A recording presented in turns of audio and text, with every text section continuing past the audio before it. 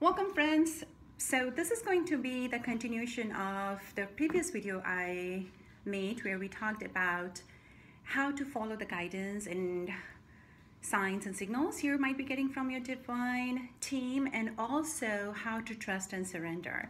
So sometimes we can be getting signs and guidance and gut feelings and all those things, but then our human element kicks in and we are not sure whether that's a correct information, or shall we do this or not, or am I going to go or not, and all that kind of stuff.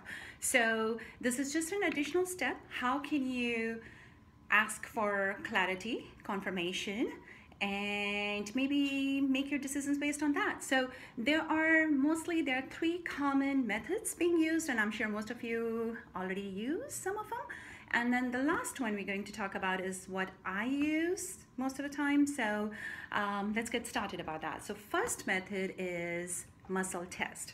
You must have heard of it, and that's basically using your body parts. You could be just trying to press your arm, fingers, or doing differently. If you haven't heard of this, please Google search and you will, I'm sure there are videos on YouTube as well, and then look at the method, and if you like it, it resonates, you can always use that.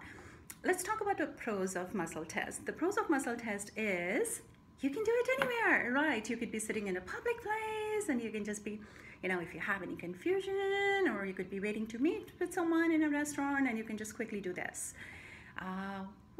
What could be the disadvantage of this test is, I'm talking so fast, right? I have a flight coming up in a few hours. I just want to make sure this video get done. So what are the disadvantages? That is, it could be influenced by your own emotion, your physical condition. If you are tired, if you're not so happy, or if your vibrations are not so high, it can influence that. So there's always that probability associated with it. So what is the second method? Second method is pendulum. And there's several ways to use pendulum as well.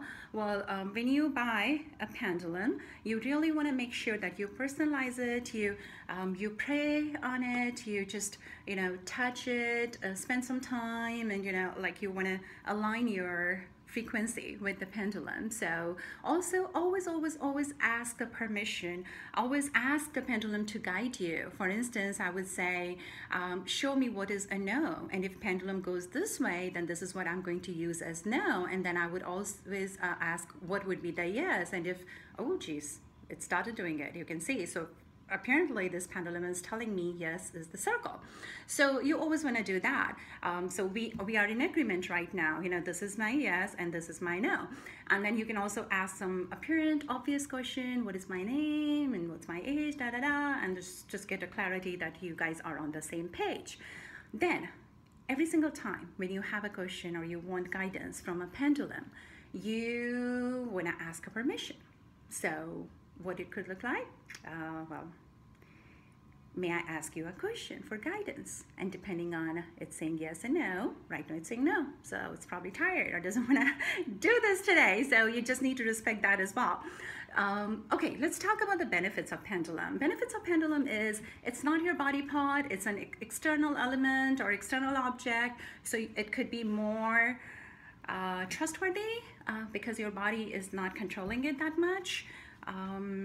Disadvantages could be is, again, your body is controlling to an extent because you are holding it. And number two, you can't use it at public places because it will look just weird if you're not surrounded by people who understand what it is. So that's a second method. And you can use just a sheet of paper. You can just write yes, no, maybe, and then you can work with your pendulum that way, seeing what direction it goes to. I have a very good friend, very close friend. She's my soul sister, and she uses pendulums all the time. In fact, this is her pendulum.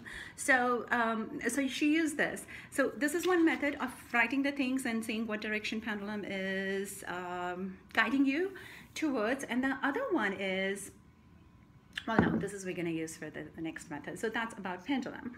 Alrighty, now we are at the third method, and my favorite one, because I don't want to trust so much on the things which I could be controlling. So I just want a clear guidance. And for that, I use the chit method. So basically what you do is you just take a piece of paper, tear it up, you know, make little slips and you write options on it.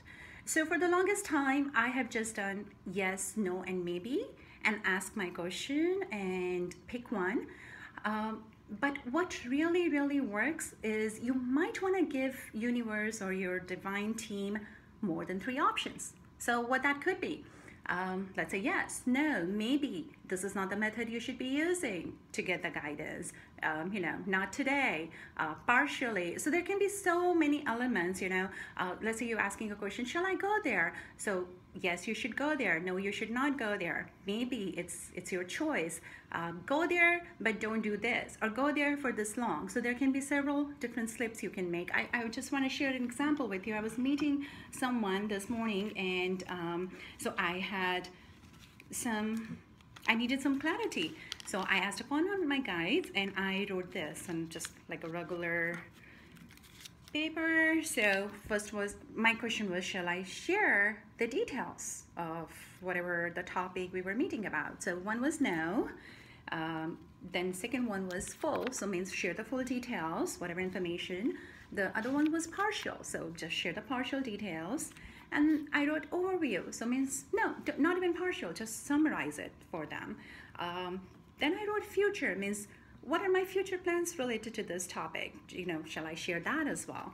Then I also thought about partial and future, so share the partial information and the future plans. And then I wrote full information and the future plan. So you can see like how we can do the different combinations and allow your guides. So let's say I didn't write partial and future plans, and they want me to talk about only partial stuff, and they did want me to impress the person with the future plans. Let's say, for instance, if I did not have this JIT available, I would have just stopped there, right? Just to share my partial and not share my future plans. So, and the answer I got is so basically you want to stabilize yourself. You just want to make sure you're at a quiet place.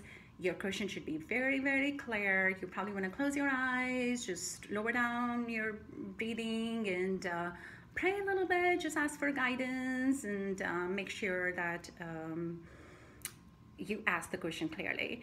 And then you just write these things and pick one. There are several methods we can use to pick that too. So what I did today, I took a minute to do it, and then just right before our meeting, and then the answer was no. And then I picked first and second before looking the first one. So answer was no, and then second was partial. I usually did not do it like second time. That is like you're not trusting the divine. But since it was such a critical meeting, I wanted to just, that like a childlike feeling I had, like I want to do it again. So I did it again, and the same thing came. The first was no, and second was partial. So please, when you are praying, when you are just grounded, you always get the message and information. And I cannot tell you, just following this slip method, and the meeting was wonderful. So better than I could have expected. So that being said, make sure that you write as many possibilities as you could. And also you can just fold them and just throw them, and then there are 2 ways to pick them. One is you close your eyes and pick 1 and 2. If I have like 5, 6, 7 options, I always pick 2, and then I would know which one is the first option, which one is second one, and then read it after I picked both. And then first one is what they want me to do, and second is probably they're giving me a little margin of my free will. So that's what it is. The second method is, if you don't want to close your eyes, then you can have something like I have this over here, or something you feel good about, something with good energy, and then I can use this as an indication. And then I fold them. Sorry, I haven't even folded it properly, but anyways, so you just fold it and then you throw it, and then the slip closest to this is gonna be my pick, if you don't want to close eyes and just do that way, right? So this was closest, and this was the second one. So you can always do that. So there are several ways to do it. Again, before you start any of these methods, or before you start using any of these tools, please make sure that you have a clarity. How often you're going to do this? What kind of, I only do it for critical situations. I don't do it on daily basis, but I do know that many people do it for daily basis. What I should be doing this afternoon, how shall I get my to-do list done, or where shall I go for shopping first, and all that kind of stuff. So you need to be in agreement for it. I guess, again, any of these methods can be done that, but I do this method, I do use it a lot, and I only do it for critical time. I always thank Divine for giving me the answer. And then you cannot be using any of these methods and not following the guidance. That is just disrespecting. Don't do it. Don't do what I did this morning. Like, I tested it again. Well, they just forgive me because I was going to follow what they said first time anyways. But yeah, don't do that. And then hope it helps. So please remember, the energies are very, very strong. The manifestation is at a rapid high, very, very high rate. So be clear, be precise, write down what you want, write down your purpose, write down your mission, write down what you want to manifest so that universe can make it happen. Alrighty, that's all for now. I'll talk to you guys soon, and let's be the light we meant to be. Bye-bye.